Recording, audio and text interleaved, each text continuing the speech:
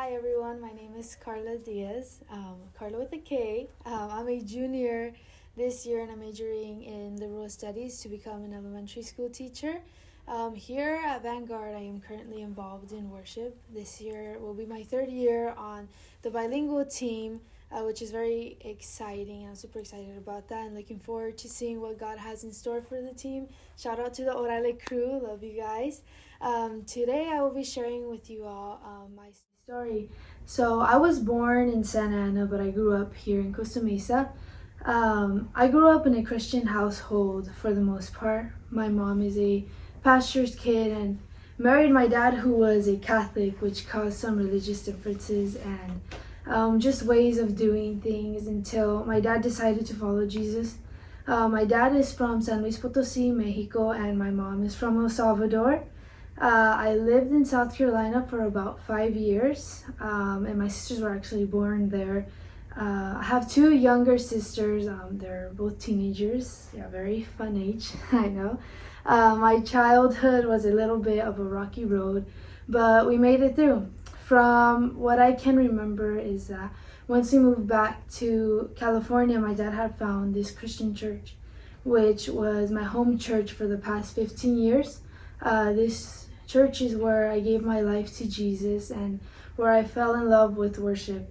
I've always loved to sing. The first day I ever attended my childhood church, I asked my pastor to sing a song.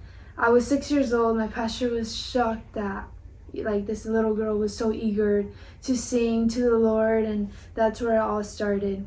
When I was 8 years old, I began to learn how to play keys. I started to play and sing when I was 11 and was able to join the worship team when I was 12. I became worship leader at my church at the age 15, which lasted until 20-ish, around now. Although I did dedicate my entire life to Jesus and worship, that didn't stop trials and challenges from coming. As we know that following Jesus is not easy, but we certainly aren't walking alone through those trials or through those challenges. So my dad was an alcoholic and drug addict. I remember as a kid looking for him in the middle of the night with my mom and my grandma because he would disappear for days and come back randomly. The reason why my mom would take me with her was because I was always around my dad. I always wanted to hang out with him. I loved to spend time with him. I was the one who would spend most of my time with him, whether I was washing or cleaning yachts, which is what he would do. With him, I would clean offices with him. I would go get ice cream, go to the park, or sometimes even pick up drugs at his friend's house, which I didn't know I was picking up drugs with him. I just thought I was hanging out with him. At the time, I didn't know we were picking up drugs and all that stuff. I just thought we were getting ice cream. My dad would often get stopped by the police, which led to unpaid tickets and jail time. He then got deported. Me, my mom, and my sisters would visit him in Tijuana almost every weekend for a few years until he crossed the border again. We spent a few money to bring him back.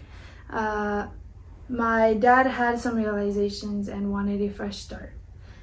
He went to a Christian rehab and was doing much better. Our family had never been so united, but that only lasted a few years until the police came back again and he was deported once again.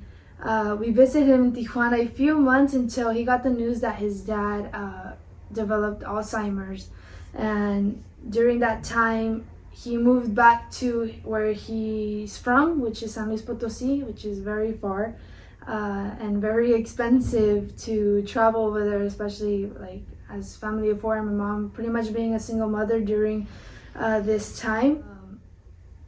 So when he was over there, his dad just got worse and worse throughout the years. And this happened when I was 9 years old. This was the last time I got to see my dad. I would still communicate with him over the phone and talk to him almost every single day. We would always talk about the day we would once again see each other, once again be reunited as a family, see where he grew up, how his hometown was.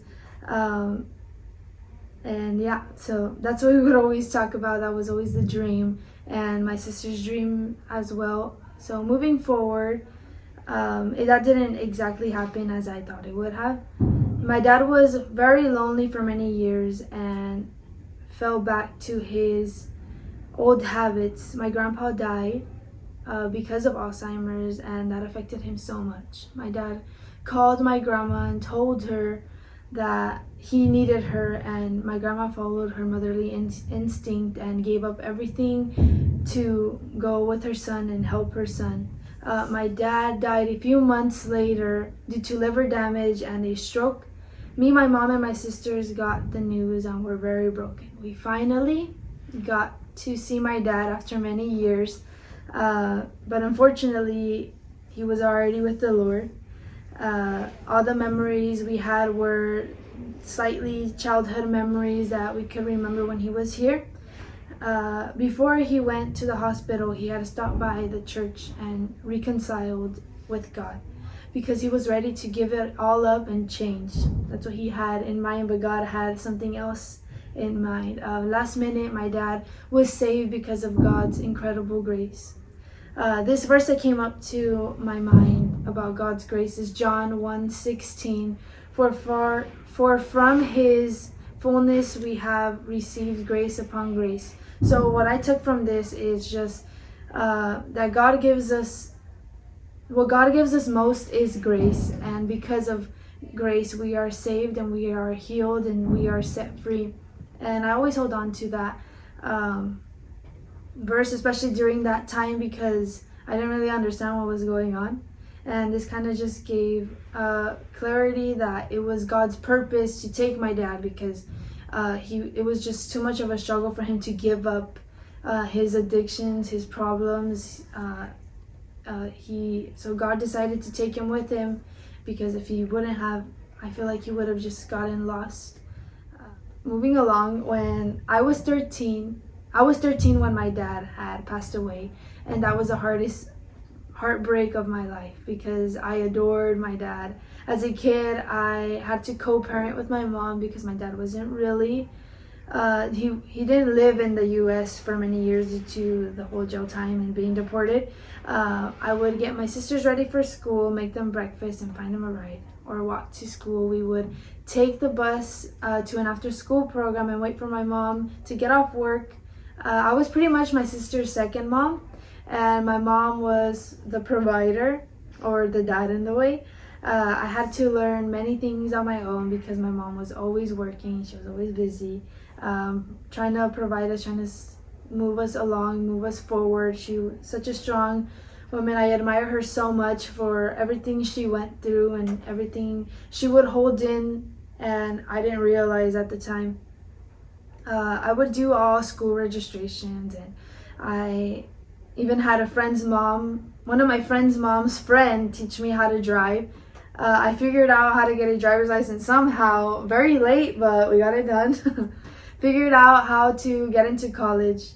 I would always talk to my mom about college, but it wasn't, she didn't really know much about it. She didn't know what it was, or, it was something that I had to do on my own because I wanted to do.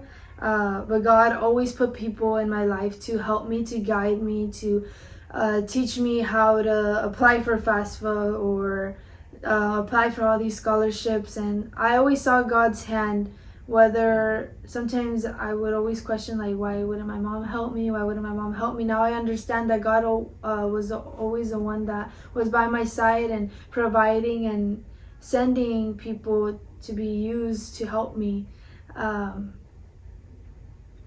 Yeah, so I had to be an adult as a kid, and I always wondered why my mom never invested much time. I was very frustrated and hurt, and a very angry teenager.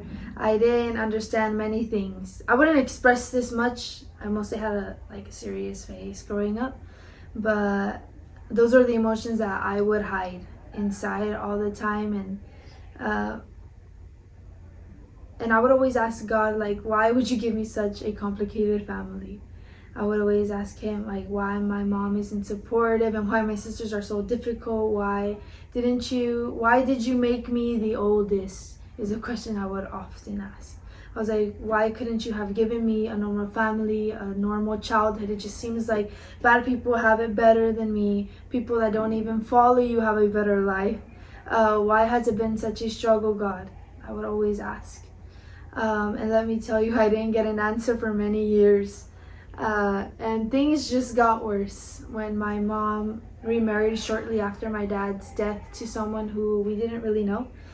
Caused a lot of hurt because there was no communication in my family, no unity. Everyone was going through it and doing their own thing. Both of my sisters began to rebel because of everything that was going on. It was just too much for them. It was too much for me as a teenager to even handle this. I didn't even know how to talk with them or be a loving sister. We just didn't understand each other, or we couldn't even look at each other without even starting an argument. My junior and senior year of high school, one of my sisters rebelled pretty bad, and it was just getting worse and worse. It was more than just a bad attitude. She started to walk down the same path as my dad, started doing drugs, went to the wrong crowd, would disappear at night as well. Would sometimes come back the next day or a day later. I would take her to school and we would wait. And I would take her to school and she would wait till I would enter my first class so she could leave and ditch. And I didn't know this until we started noticing her grades were very bad and the absence were crazy. But finally my freshman year, she had made high school a little more complicated, and it was a little hard, but I learned lots of things through that experience, just how to deal with my sister afterwards, what to do, what not to do. And then finally my freshman year at Vanguard came around and we had to send her away to South Carolina with some family members because the situation was just getting worse. God knew what he was doing by placing me here at Vanguard. If I wouldn't have gone to Vanguard and I would have gone to any other school, I definitely would have left God's path. I felt it deeply in my heart that I really needed to come here. If not, I was going to go the wrong way. And God listened to me, and I would tell him, like, can you please open doors, because I just need to be somewhere where your name is like always called, where people just talk about you all the time, and I'm able to talk about you as well with other people. And I came to Vanguard with a heavy heart freshman year, in need of Jesus more than ever. I wanted to release all that hurt and truly start a relationship with the Lord, because I knew that he was the only way that I would see change in my life. I would always pray to God to restore my family, but it felt like it was going nowhere. Towards the end of freshman year, a student leader, which a lot of you know as Texas Sam, he ministered over my life after a shine that allowed himself to be used by God to inform me that God would restore my family these coming years. I was thrown off because we were not close, and no one really knew about my situation or anything about my family. And sophomore year came around and God did start working slowly. It all started with my willingness of giving it all to God, of just surrendering it all to God. And he slowly started working. I had to forgive in order to move forward. I had to forgive my sister for the hurt she caused. I had to forgive my mom. I had to forgive myself and stop blaming a lot of things on myself as well. If I wanted to see change, I had to put myself and my feelings aside and fight for my family. I had to intercede for them and have faith in God that he will come through. The separation with one of my sisters allowed me and my mom and my younger sister to be there for one another. It was definitely uncomfortable at first, but I was willing to do anything to see my family united. It was a long process, but God has made has made our hearts sensitive towards one another. My family recently moved away to South Carolina, and it was very tough at first because it felt like God was already working with us and we were getting closer, and I had never felt this love that we had for each other.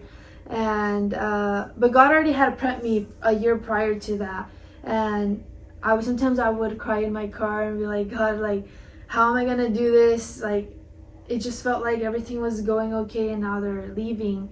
And God just told me, like, it's gonna be okay. Just trust in me. And those words just honestly really brought relief to my heart, because I always trusted God and what He had to do, and what He said was gonna happen is gonna happen, and His promises are gonna happen because they're from God. And I was just like, okay, like, it's okay.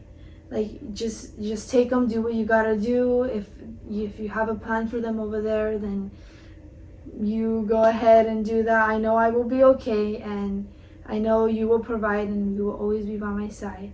And yeah, this time of being independent and separate has drawn us closer as a family.